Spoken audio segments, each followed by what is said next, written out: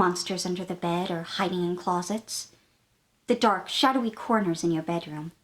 The unknown of a lonely basement. The world is a scary place for young people.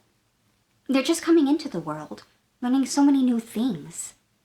Every new bit of knowledge just brings on more of the unknown, however, and they don't have the experience to reassure themselves. That's why children love horror. Hi, I'm Fox, any pronouns. It's no doubt now that I'm obsessed with all things horror, but it's been that way for as long as I can remember.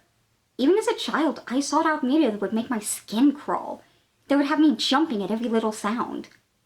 I've talked about it before in my retrospective on Courage the Cowardly Dog, but there's always been a draw to the macabre, the unusual, the bone-tingling. I'm not alone either. The popularity of Goosebumps when I was a kid says it all. That's not all, though. There was the Scary Stories to Tell in the Dark series, Are You Afraid of the Dark? Real Monsters, and many shows would have a special Scary Halloween episode.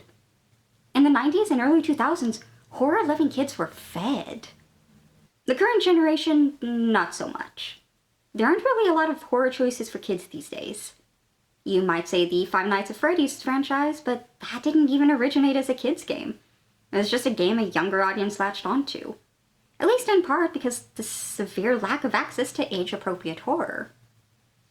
Now you might be wondering, but Fox, if kids love horror so much, why isn't there more horror media aimed at them? Surely in our capitalistic hellscape, someone would try to tap into that market and create a kids' horror boom to rival the 90s. Fearmongering. Parents think it's inappropriate. Executives bow to that.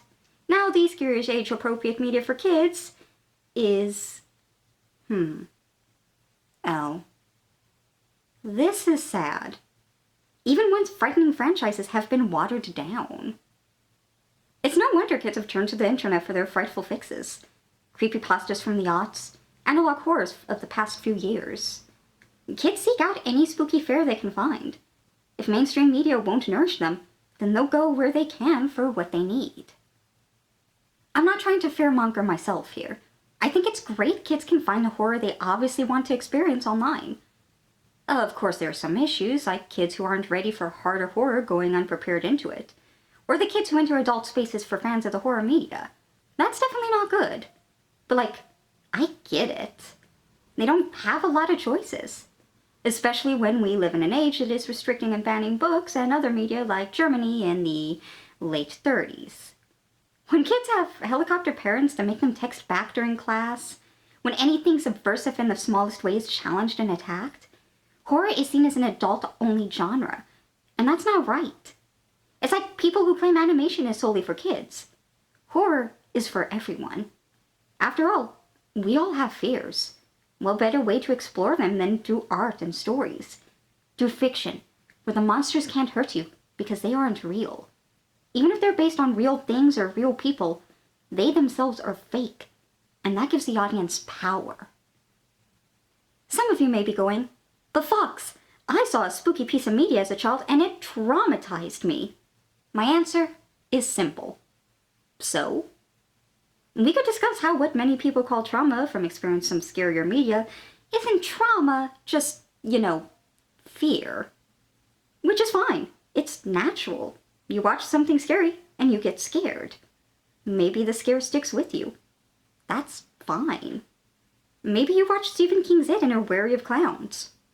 And, unless you're out there attacking clowns, I don't see an actual issue. It's okay to be scared.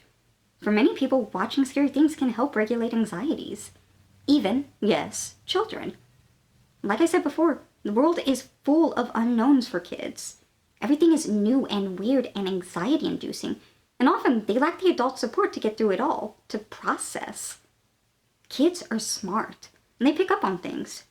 But often, adults are wary of talking to kids, really explaining the world, actually addressing their fears. Sometimes, adults are the ones actively causing the fears. So what better place to turn than a spooky story that's not real, and thus, cannot hurt you? Horror is very good for processing trauma and abuse. But on the flip side, too many satanic panic adults declare that loving horror is a sure sign of abuse, which it's really not. They're also adamant that by liking horror, kids will be seduced by evil and pursue a life of crime, or it'll make them more susceptible to things like grooming. These are all baseless lies. Point blank. Watch if your kid is hurting other kids or animals instead of if they're watching a spooky movie. That'll tell you a lot more about what's going on with them. In the epigraph of Coraline, Neil Gaiman paraphrased, which is a queer way of saying misquoted, G.K. Chesterton. Fairy tales are more than true, not because they tell us the dragons exist, but because they tell us the dragons can be beaten. That quote really resonates me in what I've been saying here. Macabre-loving kids read horror and see these horrors and realize they can be overcome. They can be handled. All the weird emotions inside of us, like confusion and grief and fear, can be overcome or lived with, understood. They do not need to conquer us. Even if a kid just enjoys horror for the thrill of it, they're getting more out of it than you might realize. Speaking of Gaiman and Coraline, there's his famous anecdote of how Coraline was only published as a children's novel because a child lied to keep reading. But Coraline was only published as a children's book because Morgan de Fleur lied. Her mother, Marilee Hayfitz, has been my literary agent for the last 25 years, and is the person whose opinion in all matters of books and publishing I trust the most. I sent her Coraline, and her opinion was that it wasn't a children's book. It was too scary for children. I'll tell you what, I told her. Why don't you read it to your girls? If they're scared by it, we'll send it to my adult editor. Her girls were Emily, age 8, and Morgan, age 6. She read it to them, and they loved it. And they wanted to know what happened next, and she got to the end and called me and said, they weren't scared. I'm sending it to Harper Children's.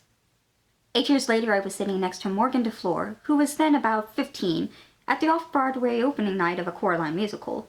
I told my now wife, Amanda, the story, and explained that it was because Morgan was not scared that Coraline was a children's book.